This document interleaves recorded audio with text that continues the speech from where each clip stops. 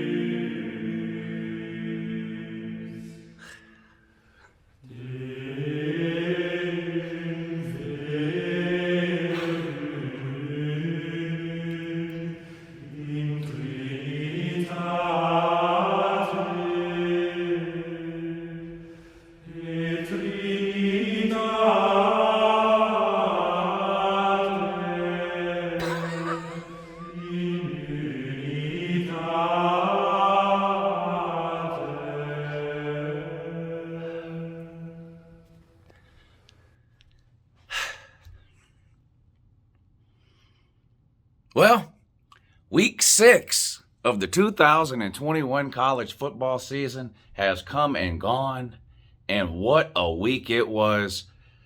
I don't know if I could ask for a better Saturday of college football in terms of a your season is over video the following day. We had it all yesterday. Amazing, amazing finishes, which I'm going to talk about in this video. Upsets. We had 2 top 5 teams lose.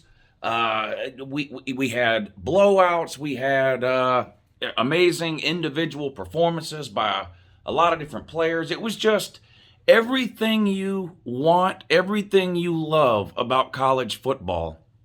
College football delivered for us yesterday. But of course, this is the weekly Your Season is Over video where we recap the list of losers from the week that was in college football. There are plenty of places out there where you can go and listen to people ramble on about who won and who played good and all this guy. That's not what this is. This is where we laugh at the list of losers. We put them on the Your Season is Over list. Now, the Your Season is Over list is not meant to be taken literally. Now, clearly, some of the teams that lost yesterday, their season is over or has been over. There are some teams that lost yesterday whose season is not necessarily over. So you're still going to get a bunch of fans, mainly Alabama fans, that show up in this comment section with the whole, our season's not over. We still control our own destiny. And I got a lot to say about, well, Alabama, but I got a lot to say about their fans in this video too. There's not a more pathetic, the Alabama fans are the Karens of college football. These are the most sensitive, butthurt, can't take a loss group of people in the history of the internet. It's absolutely unbelievable. I can't tell you how many people felt the need to comment on my Alabama videos yesterday that they're unsubscribing from my channel. Now, some of these people have been around for 2 years. You know, when someone subscribes to your, I don't know if y'all notice, when you subscribe to a YouTube channel, the YouTuber gets an email. Every time someone new subscribes, you get an email. I had to have mine moved to the spam folder, but it's in there. So when somebody, first of all, YouTube is not an airport. There's no need to announce your departure. But some of these Alabama fans felt the need to do it, and you go and you check your email for that name, and you see where they subscribed 2 years ago. So they know what this channel is about. But as soon as the heat gets turned in their direction, they tuck tail and run. It's hilarious when I'm on here making fun of Auburn or Florida or Tennessee or Michigan or Ohio State or Notre Dame or whoever else. It's hilarious. But when the heat gets turned in their direction, they can't take it. They are the most sensitive fans on the internet. But anyway, I guess we might as well just start with Alabama. I mean, where else are we going to start? We might as well just start with these people here. Where are we going to put you? I tell you what I'm going to do. I had Michigan State 10th last week, but I don't have a Michigan State helmet. I have one. It was supposed to come Friday, and then the mail sends you the thing and says, sorry, your package is delayed. So I didn't have a Michigan State helmet to put in 10th place on my top 10 shelf. I'm not saying Alabama's going to be 10th in my poll tomorrow. They were 2nd in my poll this week. I moved Georgia to 1st last week, Bama to 2nd. I'm not saying Bama's going to be 10th. I didn't have a helmet to put in 10th. So let's put Alabama over there for now. We'll figure out where on here they'll go tomorrow when I update my top 25. Or will they go over here with the ones that aren't good enough for the top 10? We'll find out tomorrow. But Alabama, where do we start with this game? You got beat by a 2-loss team. You got beat by a 2-loss team that has lost its last 2 games. You got beat by a 2-loss team that only scored 10 points against Arkansas and lost. You got beat to a 2-loss team who lost at home last week to Mississippi State, arguably the 2nd worst team in the SEC. A team in Texas A&M that has had absolutely no offense for the entirety of the season until yesterday. Now, you idiots continue to make the jokes about how Georgia has no offense, never mind the fact they're averaging 40 points a game, which is in the top 10 in America. You guys don't seem to care about that. Texas A&M legitimately has no offense. They scored 10 points against Colorado, 10 points against Arkansas, lost at home last week, like I mentioned, to a awful Mississippi State team. And you go into College Station, Kyle Field at Texas A&M and tote a giant, fat fucking L. There is no justifying it. It's not a good loss. There are such things, I guess, as good losses. Ohio State losing to Oregon, I guess, was a good loss at the time. Florida claims losing to Alabama was a good loss, although it don't look so good now. This wasn't. There is no way to look at yesterday's Alabama loss to Texas A&M as a good loss. Texas A&M's not a good team. Not only that, they're one of the most disappointing teams in all of college football for 2021 as compared to preseason expectations. They were ranked 6th in most preseason polls. Yesterday, when you played them, unranked. Unranked, have not looked good all year long. Their defense has played okay, but their offense has been MIA for the entirety of the season. Their starting QB goes down week 2 on the road at Colorado. Calzada comes in. He didn't look good then. He didn't look good against Arkansas. He didn't look good against Mississippi State. Yesterday, he looked like a friggin' Heisman candidate against Alabama. Poverty. Poverty. Poverty. We heard all offseason that this was going to be the best defense Nick Saban had since 2011. I call horse shit on that. This defense is pitiful. That guy, Jake Calzada, is that his name? You got beat by an Italian Hot Pocket. Well, what is a calzada? I know what a calzone is. What is a calzada? A hot pocket. You got beat by an Italian Hot Pocket.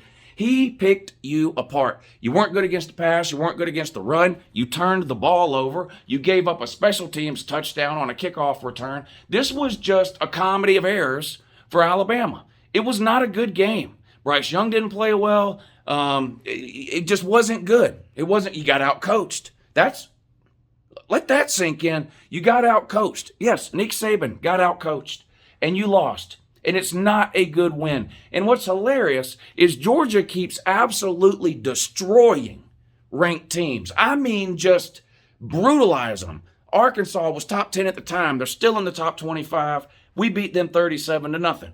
Auburn, top 20. Beat them yesterday, 34-10. I mean, we are absolutely just demolishing every single team we play. And every week I hear the same thing.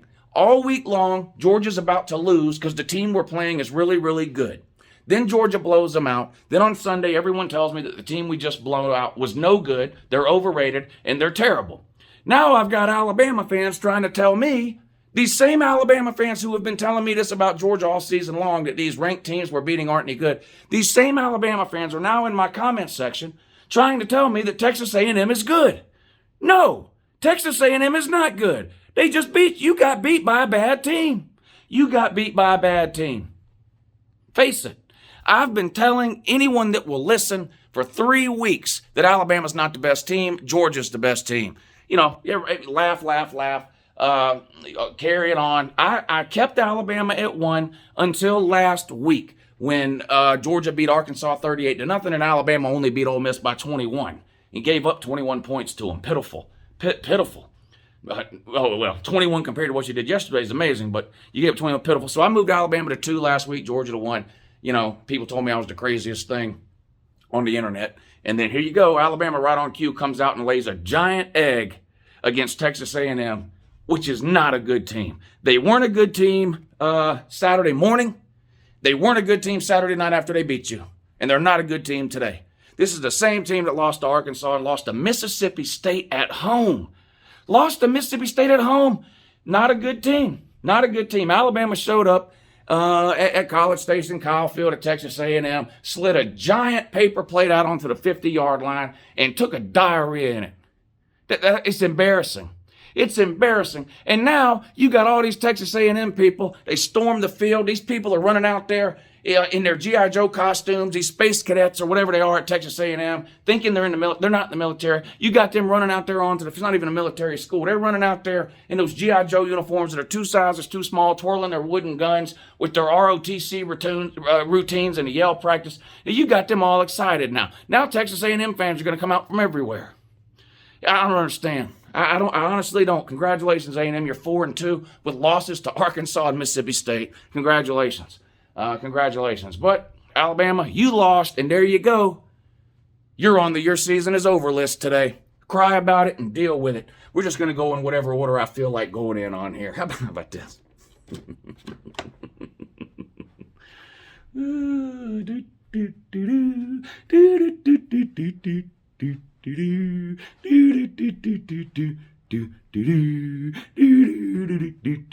do do do do do do do do do.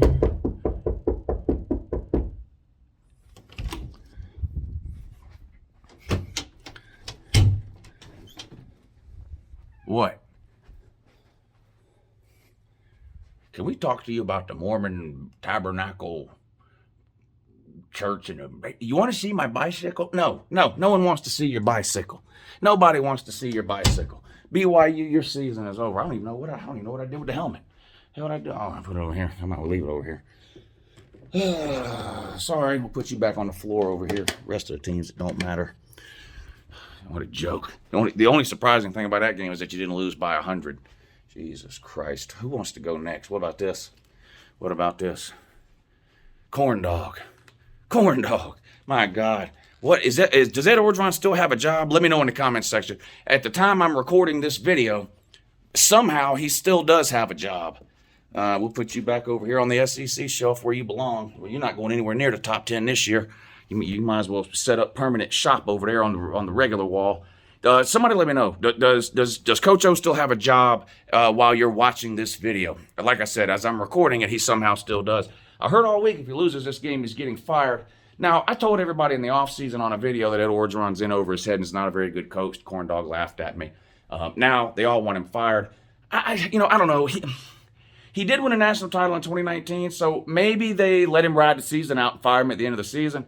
I don't know if they're going to fire him during the season. Maybe I'm wrong. I mean, hell, Clay Helton that got fired week 2. So, it's not like this would be out of the ordinary for a coach to get fired in the middle of the season. But LSU's an absolute disaster. An absolute disaster. Do your thoughts for Tiger Cat, TK. Man, she don't deserve this mess. She's a die-hard, loyal LSU fan, and she has to turn on her TV every Saturday night and watch this bubbling bowl of doo-doo LSU calls a football team trot out on the field and take loss after loss. Got absolutely blown out by Kentucky. My God. LSU is infinitely more talented than Kentucky, and this just wasn't even a contest. And once again, out-coached. You just got out-coached in this game, out-schemed. You couldn't compete on the lines of scrimmage. I mean, it was a hard game to watch. Not good at all. Things are really coming apart at LSU. Really coming apart, and I sort of got fooled. They were 5-5 last year. I said, look, that's a fluke. They had a lot of players opt out because of COVID. They had players quit during the season. It was just a weird thing. They went 5-5. I was like, there's no way they're going to do that again. They might be one of the most improved teams in America in 2021, at least in terms of their record. That's what I was thinking. I thought they could get to 8, 9, 10 wins. Good God. But they're going to be struggling to make a bowl, aren't they? What a disaster. What a disaster LSU is. Ed Orgeron might be headed down the Gene Chizik path. Gene Chizik won a national title and was fired 2 years later. Ed Orgeron could be joining him inside of that same exact clown car, find himself out of a job 2 years after a natty. Boy, Joe Burrow and Joe Brady seems like a million years ago, doesn't it? God, LSU, you got humiliated. I'm thinking about putting this team and FSU in the same category, which is a couple of things. Number one, if you lose to this team or FSU, you're going on the your season is over list, because these might be two of the worst teams in the Power 5, West Virginia and Florida State. West Virginia, man, I had a West Virginia fan over at the house last weekend watching them lose to Texas Tech. The week before that, they lost to Oklahoma. Yesterday, they went out and got beat again. I mean, West Virginia's just lost. And when you look at the teams they're losing to in the Big 12, and then you look at the teams that they have left on their schedule, are they going to win any more games? I mean, they'll beat Kansas, maybe. Who else are they going to beat?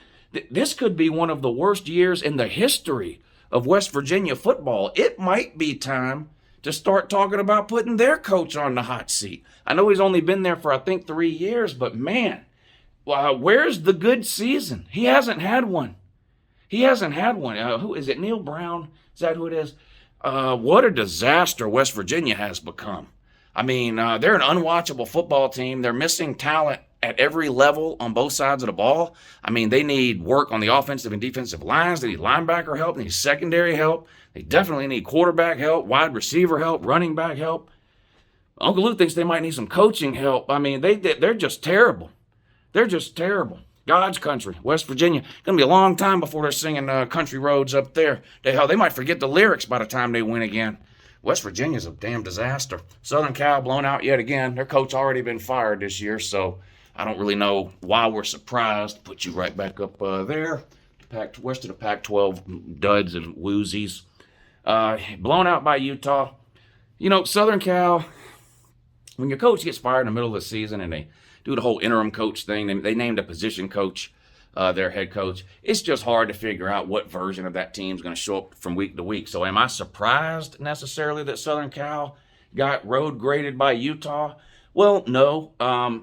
Now, in the preseason, I would have picked Southern Cal to win this game. In fact, I did pick Southern Cal to win this game in the preseason.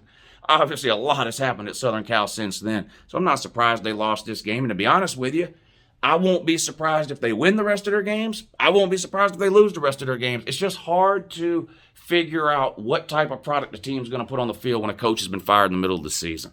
The players look around like, why are we even here? What are we doing? That whole thing.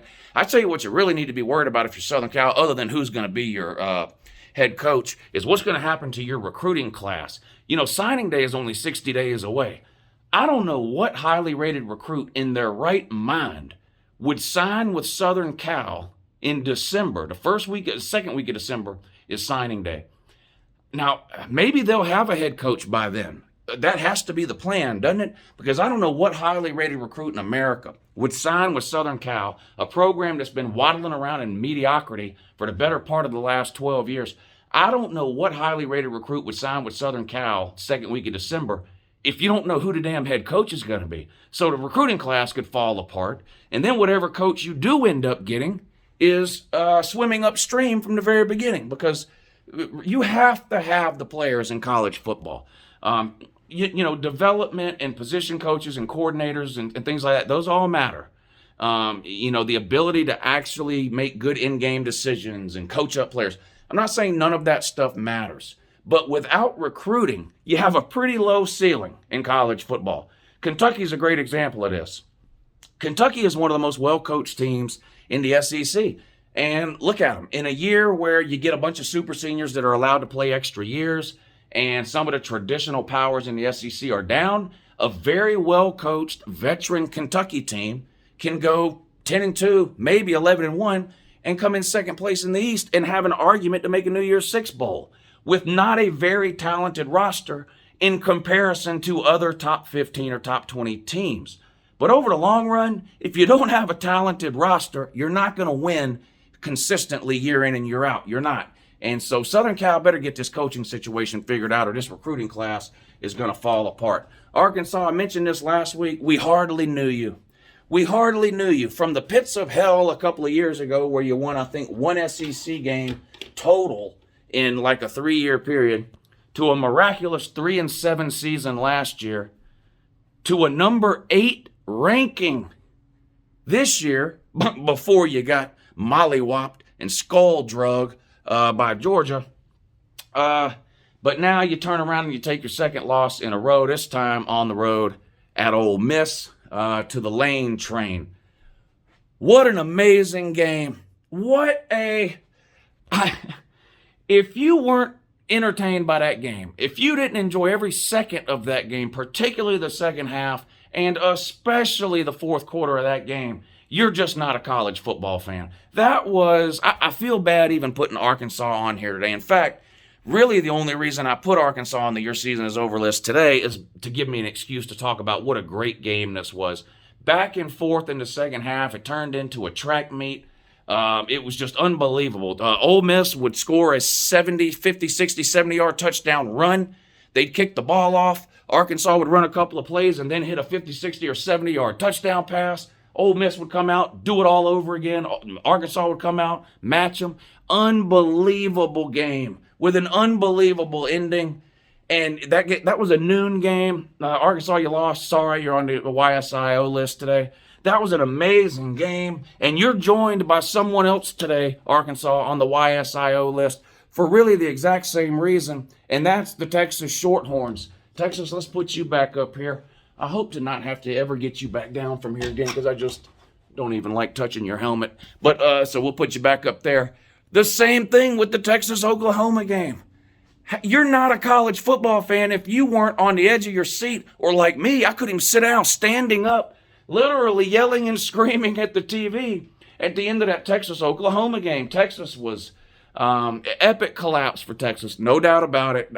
That's got to be rough for the Texas fans. I believe they were up 38-10 at one point. Texas scored touchdowns on its first 2 offensive plays of the game, was up 14-0 really before the game ever even started. The first play of the game, they had a 75-yard touchdown run, I believe it was. Kicked off to Oklahoma. Oklahoma went 3-and-out. Had the punt. Texas blocks the punt. Jumps on it, has first and goal at the 4. They score on the first play. So first 2 offensive plays, they're up 14-0 with basically 14 minutes to go still in the first quarter. At halftime, this game appeared to be over. Spencer Rattler was falling apart right in front of our eyes. They benched him in the second half, put the other guy in, Caleb Williams, is that his name? What's his name? Caleb, whatever his name is. Put him in. Oklahoma starts to come back. The whole time I'm thinking, okay, this is a good story. They changed quarterbacks. He's coming in here. He's going to make it a competitive game. There's no way Texas is going to let Oklahoma come all the way back here. And sure enough, you did. And so that's heartbreaking for the Shorthorns. But what an amazing game. This is what I mean. College football is the greatest sport on earth. Now, look, I've been involved in some of these games and came out on the wrong end of them, right? The 2017 National Championship game, one of the most brutal losses of my lifetime. We were destroying Alabama at halftime, and everyone knows what happened. They came back. It goes to overtime. They threw a touchdown pass and beat us, won the national title. That's a national title. It doesn't get any worse than that. This was a regular season rivalry game. It's still brutal. Doesn't compare to a national title game. But the point is, if I live to be 100 years old, even though Georgia lost that national title game in the most brutal way imaginable, that will always be one of my favorite and best college football games that I've ever seen. And this Oklahoma-Texas game, if you're a Texas or an Oklahoma fan, the same thing is going to apply to you. If you live to be 100 years old, you will remember the 2021 Red River Shootout. What an amazing... College football is the greatest sport on planet Earth. Nothing else comes close. And those 2 noon games yesterday, Arkansas and Ole Miss and Texas and Oklahoma, are 2 of the reasons why. Just absolutely unbelievable. The type of game, if you're not a Texas or an Oklahoma fan, and you're not an Arkansas or an Ole Miss fan, if you're just a college football fan like me, you're watching those games going, I don't want anybody to lose this game. This is just I want this game to just keep going and going and going. This is just an amazing... I'm a college football nut, and those were just 2 unbelievable games. The You Tried award this week is going to go to the Cornhuskers and Scott Frost. How many close losses? How many close losses does Nebraska need? Where do these people go? Oh, right here. Oh, we put them right here, Big Ten shelf. How many close losses does Nebraska need this year to save Scott Frost's job? I mean, they're not winning any games, but they are losing by less than some people might have expected them to, and this is going on a couple of weeks now. Nebraska had opportunities to win that game yesterday against Michigan, and in fact, for no reason at all, yesterday morning, I decided to pick Nebraska in that game. I had just a funny feeling. It was a home game for Nebraska. Michigan was coming in riding high, undefeated, top 10 ranking. Nebraska, everybody wrote them off weeks ago. I don't know. I had a feeling that was just that game was going to be one of those weird college football things where you go, how the hell did this happen? And it almost happened. Nebraska almost pulled out what would have been by far Scott Frost's biggest win as the head coach of Nebraska, but they came up just a little bit short, 32-29, losing to the Wolverines at home. Shout out to Nate the Great. This guy's a fan of both Michigan and Nebraska. He made a decision a couple of weeks ago, for obvious reasons, to pretty much just be a Michigan fan for this season and forget about Nebraska. Well, then he went to the game yesterday at Nebraska with his Michigan jersey and stuff on. And lucky for him, I guess, Michigan won. So shout out to Nate the Great. But the Try Hard Award this week is going to go to Nebraska. But man, Scott Frost, how many more close losses to save his job? Because apparently they're not going to win anything. But can he get enough close losses to save his job? We'll see. You want to know what loss wasn't close? What the hell has happened here? What in the world is going on with North Carolina? And we're going to put them right back up here on the ACC shelf where they belong. Seems like 100 years ago they were over there on the top 10 shelf. Remember that? A long, long time ago. The preseason. Yeah. Sam Howell, I don't know if I've seen a quarterback regress this much in one season as I have Sam Howell. And I'm not trying to suggest he's the only reason they're losing. He's not. North Carolina's defense has let them down. But losing to Florida State at home, I don't know if there's a worse loss in all of college football that a team can have in 2021 than losing to Florida State at home. Florida State is absolutely terrible. They lost to Jacksonville State at home. They got blown out on the road by Wake Forest. Now they go on the road to North Carolina and beat you. Was it like 35-17 or something? I mean, this game, it wasn't even competitive. I mean, if the score would have been reversed, I would have said, man, I'm surprised North Carolina only beat them 35-17. But no, you lost 35-17. The shine is starting to wear off of Mack Brown. Hopefully this doesn't affect North Carolina's recruiting, because that's the one thing you can point to with Mack Brown for sure to say, you know what, this could last more than a year or two. North Carolina's had some good recruiting classes the last few years. Now, it's not showing up on the field this year, but most of those guys are really, really young. And clearly it has hurt North Carolina a lot more than most people, myself included, expected, that they lost those 2,000-yard running backs they had last year. I thought, well, this is Sam Howell's third year starting. He's a junior. He's on everybody's Heisman list. He'll take on more of the load, and instead of throwing for 250 or 275 a game, he'll throw for 350 or 375 a game. He's got the talent to do it. It's not working for North Carolina. They have looked bad going all the way back to week 1 when they lost to Virginia Tech to open up the season. They've been up and down, just up and down.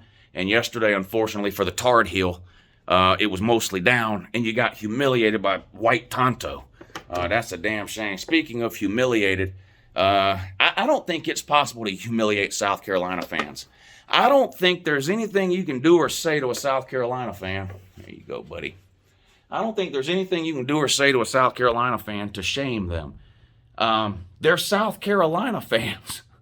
I mean, they've been losing and losing huge for the entirety of their lifetime. There's nothing you can do or say to a South Carolina fan. Their team is absolutely awful. Tennessee just completely ran over them yesterday, 45-20. It was worse than that, really. Wasn't it 30-something to nothing or 30-something to 7? Or it was bad. Ended up being 45-20. Hendon Ho's out here. Hi-ho, I'm Hendon Ho, you know. Not good enough to play for Virginia Tech, but I'm the best quarterback Tennessee's had since T. Martin. What is going on here with the Hendon Ho? 2 weeks in a row, Tennessee's offense has blew the scoreboard up. Now, it's against two terrible teams, Missouri and South Carolina, but still, Tennessee is in that same boat. At least they have been the last 10 years. So I don't blame Tennessee fans for being excited for getting these two big SEC wins the last 2 weeks against Mizzou and South Carolina. Now, this whole thing about how they're back and they're going to be able to compete now with Alabama and Georgia this year, and that's just insane. They sound ridiculous. Maybe they can keep it close with a team like Kentucky. Maybe. But, they're not beating or competing with a Georgia or a South Carolina. An Alabama. It just doesn't. You want to be happy for Tennessee fans. I know I do, because they've been through so much in the YouTube era. They haven't been good. They've just been awful. They've got 8 losing seasons in the last 13 years. You want to be happy for Tennessee fans that they get 2 huge SEC wins, but they make it impossible, don't they? The Tennessee fans, they're all over the place with the we're back routine, and now they're gonna.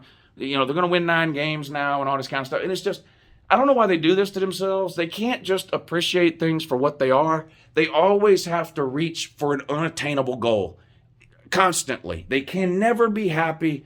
Look, Tennessee might win 7 or 8 games. You understand what a miracle that is? All these players that transferred out, brand new coaching staff, not a whole lot of talent. If they win 7 or 8 games, that's an amazing season. But no, they're on here with the we're winning 9-10. Georgia don't want to smoke and all this kind of stuff. They're talking about their offense is better than Georgia's and better than Alabama's because they scored in the 40s and 50s against South Carolina and Mizzou. They don't understand reality or how it works. It was nice to know you, Penn State. Now, Penn State probably going to stay on the top 10 shelf. I had them 3rd last week. Let's go ahead and put them back where they were. We know Iowa's going to be ahead of them somewhere because Iowa beat them. So we'll put it like that for now. Again, I do my top 25 rankings video every Monday. But that was Penn State's first loss, so they'll stay in the top 10 somewhere, I'm sure. So we'll leave them over there for now.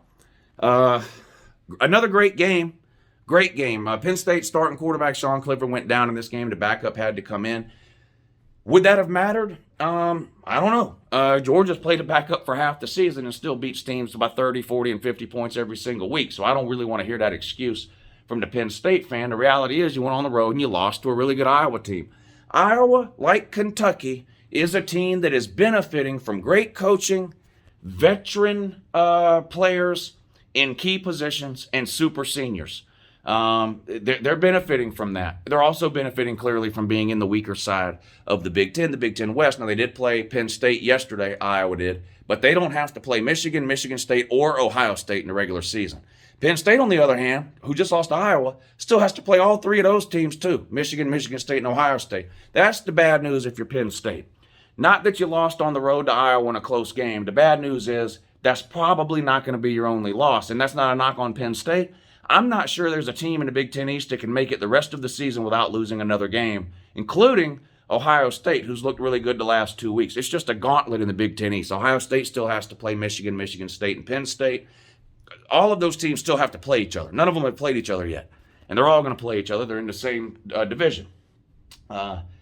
But anyway, I guess now that Penn State finally toted a giant L and are not in the top four and don't really have a hope of making the playoffs, in my opinion. Now they have a chance, clearly. If they run the table and win the Big Ten, Penn State would probably get in. But I don't think that's going to happen. So I guess the Penn State fans can go back to pretending that Joe Paterno didn't know that Jerry Sandusky was having sex with a bunch of kids in his football facilities for 30 years, which is just ridiculous that the Penn State fans still believe that. It's a shame. But instead of talking about Penn State making the playoffs, winning the Big Ten or a national title or whatever, you can go back to defending Joe Paterno for doing the undefendable, which was Joe Paterno did the bare minimum required by law. Think about it. Someone went into Joe Paterno's office and said, "Joe, I just walked into the showers and Jerry Sandusky had a 12-year-old boy bent over." Joe Pye goes, I'll talk to the administration tomorrow. But, oh my God, I don't want to get started on that. Hey, you didn't think I forgot about you, did you, Barner? Of course I didn't forget about you. There you go.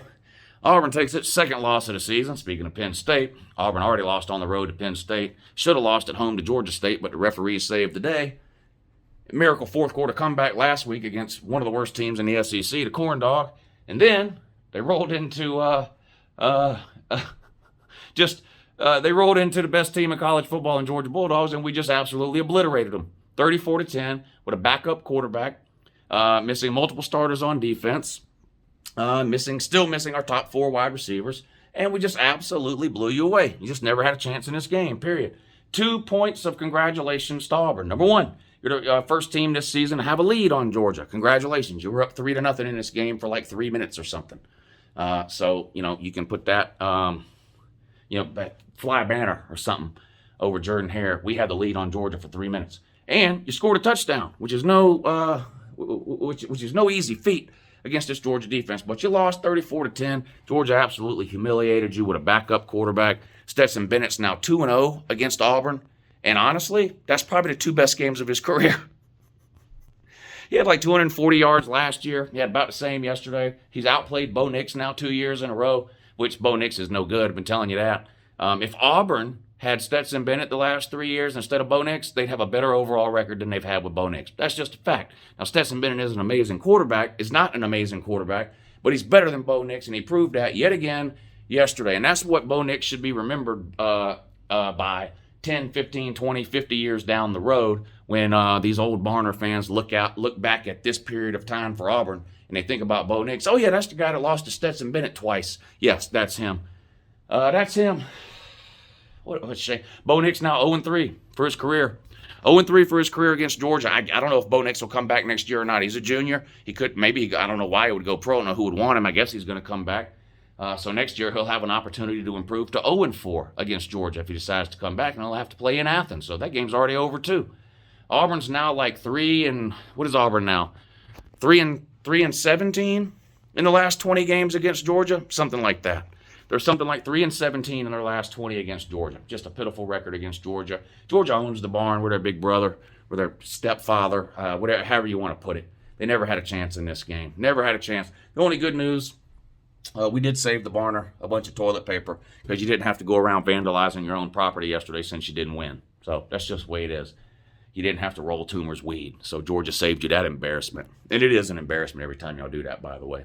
An absolute embarrassment. I can't believe y'all went out there and rolled Toomer's weed after you barely beat Georgia State. That might be the most, well, I was going to say that's the most humiliating thing y'all have ever done, but it's not. The most humiliating thing you've ever done is when y'all burned down Toomer's weed for no reason.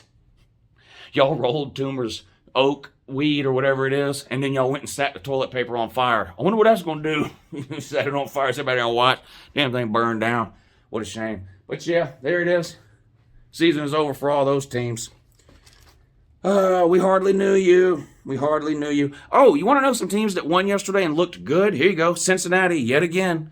They beat Temple, but Temple's terrible. Yeah, good thing they beat them 52-3. 52-3, that's all you can do. When you're an elite team and you play a terrible team, you go out there, you put your foot on your neck, on their neck, you don't let it up. And that's what Cincinnati did. 52-3 over Temple. And a potential letdown spot too, because they beat Notre Dame the week before. And that was the biggest win in Cincinnati program history. Don't get it confused. That win at Notre Dame was the biggest win in Cincinnati program history. They go out the following week, and they beat Temple 52-3. They remain undefeated. They'll be in the top 4 this week. Hide and watch. Texas A&M, good win. You know, it's only the second time, I think, beating Bama since joining the SEC. I guess Johnny Manziel beat them one time. Bo Nix, by the way. Bo Nix is Johnny Manziel with 50% of the talent and 0% of the coke problem. But yeah, congratulations to the Space Cadets with your crew cuts and your G.I. Joe uniforms. UJ had another good win over a ranked team on the road, 34-10. Oh, brag about beating Auburn. I would rather beat a ranked SEC opponent on the road 34-10 than lose to an unranked SEC opponent on the road 41-38. So yes, that was a good win. It could be worse, right, Gump? Yeah, it could. It could be worse. We could have lost on the road to an unranked team, but no, we won on the road against a ranked team. Iowa remains undefeated, and you better check Iowa's schedule. Where's the loss? There ain't one. Iowa's going 12-0. If you don't like Iowa for some particular reason, you better hope they lose in the Big Ten title game because they're not losing the game in the regular season. Check their schedule. Like I said, they're in the Big Ten West, which is mush doo-doo. They played Penn State yesterday. They don't have to play any of the other good teams from the East, so Iowa's most likely going 12-0. Who else had a good win? I'm giving Oklahoma credit for a good win just because of the huge comeback. Now I'm interested to see what happens with Spencer Rattler and Caleb Williams, whatever the hell his name is. Spencer Rattler probably transfer after this year, I would assume, if Caleb is going to play the rest of the year. So it'll be the Spencer Rattler sweepstakes. I know who doesn't want him. Kirby, that's who. Who else had a good win yesterday? Well, Michigan State won 31-13 against Rutgers. Remains undefeated. Say what you want, and more about Michigan State when we get to the Heisman. When we get to the Heisman talk here. How do I have a team here that I can't? Oh, Ohio State. Ohio State 66-17 over Maryland. No matter what happened, no matter what, you lost to Oregon, and that loss isn't going away. You need Oregon. You don't need Oregon to lose any more games. I mean, I guess that's still an okay loss right now. I guess it was at home though to a Pac-12 team. But the Big Ten East is so good. You're going to play so many highly ranked teams over the next 2 months. If Ohio State wins out and then beats an undefeated Iowa in the Big Ten title game, I do think Ohio State would get into the playoffs. We'll see. Like I said, I'm not convinced anybody in the Big Ten East, Ohio State included, can run the gauntlet the rest of the way without another loss because they're all playing each other. Ohio State, Penn State, Michigan, and Michigan State are all playing each other over the next 2 months. And it'll be a miracle if anybody gets through that stretch of games without a loss, in my opinion. But it did beat Maryland 66-17, and Ohio State's offense is starting to look a lot more like what we thought it would look like heading into the season. Who else is on here? Kentucky 42-21 over LSU. Kentucky, you're undefeated. You're undefeated. You might be in the top 10 this week in the AP or the coaches poll or whatever. I don't know. Will Uncle Lou put you in the top 10? I don't know. You've never been off of this shelf.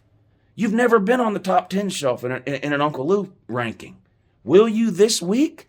You better hope you are, because you won't be next week. But congratulations on a win at home over LSU. This week, though, you got to go on the road and play Georgia. And is there anybody that doesn't know what's going to happen in this game? Now, there's a bunch of people that are going to pretend they don't know in the comments section. Oh, Georgia's fine. I hear these are the comments every week. Oh, Georgia's finally playing a team with a real fill in the blank offense or defense this week. Georgia better watch out. Kentucky probably beat Georgia. You're going to see those comments all week long. Georgia's going to beat Kentucky by 30. And then those same people are going to be in the comments saying Kentucky is no good and overrated and terrible. And look at Lou bragging about beating a horrible Kentucky team. Rinse, repeat. Florida 42-0 over Vandy, but for some reason the Florida fans are angry. I'll admit I didn't watch the game. There was too many games on at noon, even for me to watch them all with all these TVs.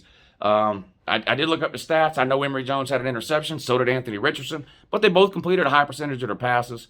The defense pitched a shutout, which is not easy to do. I don't care who you're playing. I know Vandy's terrible. It's not easy to shut anybody out ever. So I don't really know exactly what's got the Florida fans mad. I know at one point, I think at halftime, maybe Vandy was outgaining Florida. I think it was only 21-0 at halftime. Maybe that's why they were mad. I don't know. I have no idea. We were beating Vandy 35-0 in the first quarter, but so I don't know. I don't really know what Florida fans are upset about. Maybe y'all can let me know in the comments, but I think that's a good win, 42-0 against an SEC opponent. Now, you go on from there. Now, you still have just the two losses to Alabama and Kentucky. Florida's lost to Kentucky twice in 40 years, and they're both by Dan Mullen. Charlatan alert. Tennessee, 45-20 to South Carolina. I've already talked about this. I do think it's a good win. I also think it's ridiculous that Tennessee fans are running around with the whole we're back thing and think they're competing with Georgia and Alabama this year. That's just insane. These Voltars never learn their lesson.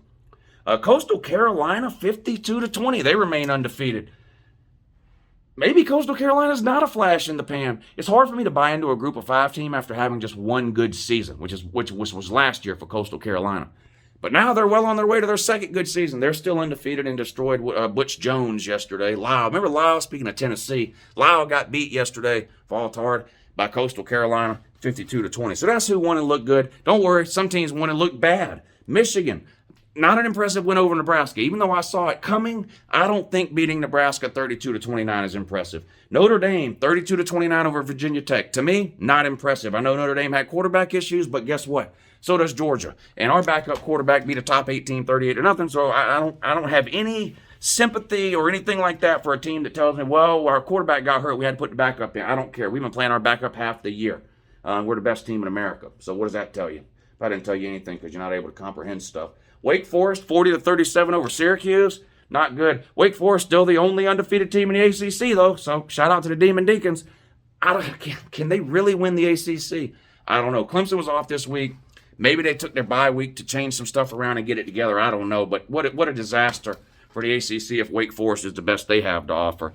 All right, here you go. Time for best teams in the Heisman list. We'll start with the best teams. This is in no particular order, but of course, Georgia.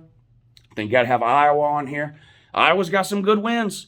Iowa beat Indiana. Iowa beat Iowa State. Iowa beat Wisconsin. Iowa has beat Penn State. Those are 4 pretty good wins there. Those are 4 pretty good wins. It's not a fluke that Iowa's undefeated. It's not a fluke that they're in the top 4. And again, check the rest of their schedule. It's hard to find a loss on there. Hard to find a loss. Who else goes with Georgia, Iowa, Cincinnati? Cincinnati's going to be in the top 4 this week. Will they stay there? Going to be hard for them to stay there because they don't have any more big games. They don't have any more big games. So teams that are a little bit behind them, even if they might have a loss, like an Oregon or an Ohio State, if those teams get big wins, they could jump Cincinnati. It's going to be interesting to see when the playoff poll comes out, and that's still several weeks away, though, what they think about Cincinnati. But I do think they're one of the best teams, regardless of where they're being ranked in the polls. I think they're one of the best teams. I think Oklahoma, they keep winning. Now, their defense is inexcusable yet again. I don't know how Oklahoma keeps putting these defenses on the field year after year. I thought Alex Grinch was going to get it turned around. I thought this was the year Oklahoma was going to have a serviceable defense. I was wrong. It's just bad. It's just bad. We'll see what happens with the Spencer Rattler Caleb quarterback situation. But the reality is they're Oklahoma and they're undefeated halfway through the season. They've got some tough games. Baylor, Iowa State. Is that it? TCU? I mean, who's going to beat them? You know what I mean? And regardless of what you think about Oklahoma, if they're 13-0 with a Big 12 title, they're probably getting in. They're probably getting in. The best one-loss team. This is hard for me. Let's look at Alabama, Oregon, and Ohio State. Let's look at them, okay? And of course, you've got Michigan State still undefeated. There's other good teams. I don't think they're as good as the teams I just named, but they're still good. But I want to talk about the one-loss teams, Alabama, Oregon, and Ohio State in particular. First of all, who do you think's the best team out of those three? I think it's either Ohio State or Alabama. I know Oregon beat Ohio State. I know, and that's a good win, not taking that away. And I think if Oregon runs the table, 12-1, Pac-12 title, there's a chance they could get in. But when I watch teams play today, Ohio State, to me, looks better than Oregon today. I know they lost, and there's nothing, nothing's going to change that. But Ohio State is getting better. To me, Ohio State looks better than Oregon. I also think Alabama is better than Oregon. So let's take Oregon aside for now. Who's the best one-loss team between Alabama and Ohio State? Going on what I know right now, what I saw yesterday, Ohio State is better than Alabama right now. That doesn't mean anything. That doesn't mean Alabama's going to lose another game or another 2 games. That doesn't mean if Alabama and Ohio State end up playing at the end of the season that Alabama won't beat them. I don't know what those 2 teams are going to look like at the end of the season.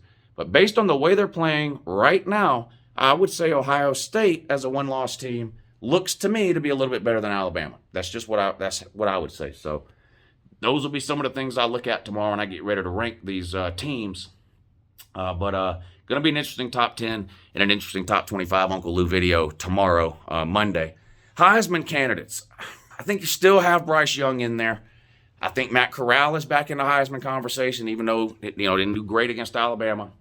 So I think you got those 2. I think you got Desmond Ridder, quarterback at Cincinnati, I think is in there on the list. I think Bijan Robinson, even though they lost yesterday.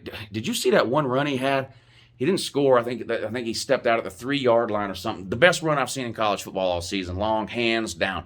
If that's not on the plays of the year, reel or whatever at the end of the season, then I don't know what's wrong with it. But it was one of the best runs I've seen in years. It was an amazing run.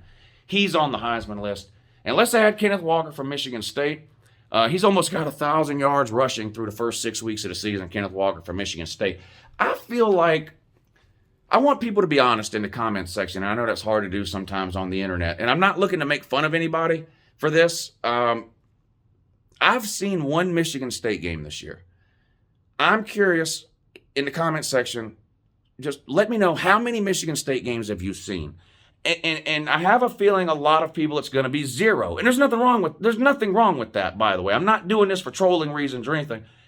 I don't hear Kenneth Walker mentioned a lot, and I think it's because a lot of people haven't watched Michigan State play yet. He's a great running back.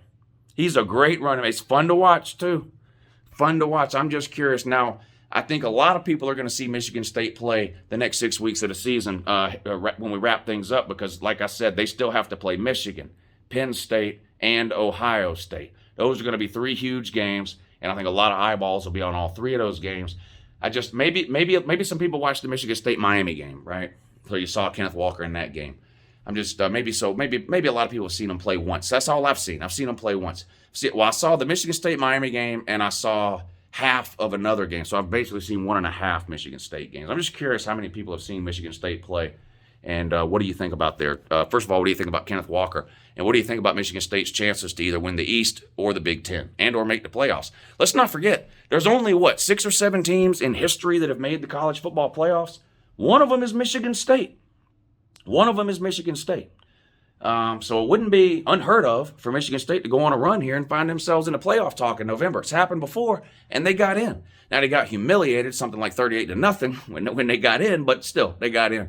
Anyway, there you go to your season is over list. Sorry for the Alabama fans that are going to be mad and pissed off in the comment section, which is all of them. But this is what happens when 90% of a fan base is bandwagons and only started becoming an Alabama fan when they started winning all the time. This is what happens. They can't handle losing. They get mad when you say anything bad about their team. They get mad when you make fun of them. They get mad when you trash talk them. They want to unsubscribe. They want to tell you, you know, you're an idiot, and they want to do all this kind of stuff because they're not lifelong Bama fans. They're bandwagon fair weather fans that quit watching NASCAR in 2009 and became Alabama fans. The only good news about Alabama, if they fall off this year, is the NASCAR ratings will go back up. So NASCAR will be happy about that because the NASCAR ratings have plummeted since Alabama started winning games because their fan bases are basically the same. Anyway, hug a Gump today if you see one. Gump's not a smart man. Greenbow, Alabama!